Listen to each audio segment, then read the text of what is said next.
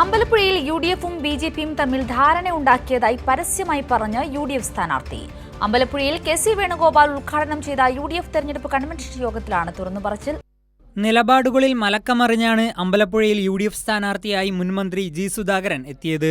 സ്വതന്ത്ര നിഷ്പക്ഷ സ്ഥാനാർത്ഥി എന്നാണ് സ്വയം വിശേഷിപ്പിച്ചത്. അതിനുശേഷമാണ് പരസ്യമായി ജാതി പറഞ്ഞും മറ്റും ബി.ജെ.പി വോട്ട് ലഭിച്ചതിനെക്കുറിച്ച് തുറന്നു പറഞ്ഞത്.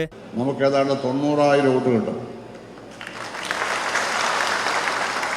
കോൺഗ്രസിന് 50,000 വോട്ട്. അതൊന്നും കുറയാതെ നിങ്ങൾ നോക്കിക്കോണം. ബി.ജെ.പിയിൽ നിന്ന് ഒരു 5,000 കുറയാതെ വരും. അത് ഉറപ്പായിട്ട് വരും. കാരണം അവരാരും RSS ഐഡിയോളജിക്കാരല്ല. അത് വേറെ ചില ചിന്താഗതികളൊക്കെ കൊടുക്കുന്നതാണ്. തുടക്കത്തിൽ തന്റെ വീടും പരിസരവുമുള്ള വാർഡ് ബി.ജെ.പിയുടേതാണെന്നും അവരുടെ വോട്ടുകളും തനിക്ക് നൽകാമെന്ന് ഉറപ്പു നൽകിയതായും യു.ഡി.എഫ് സ്ഥാനാർത്ഥി പറഞ്ഞു.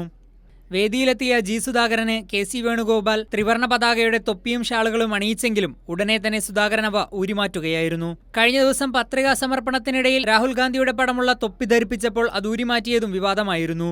ജി സുധാകരന്റെ ഈ പ്രവൃത്തിക്കെതിരെ കോൺഗ്രസ് പ്രവർത്തകർക്കിടയിൽ ശക്തമായ പ്രതിഷേധവും ഉയർന്നുവരുന്നുണ്ട്. കൈരളി ന്യൂസ്, ആലപ്പുഴ.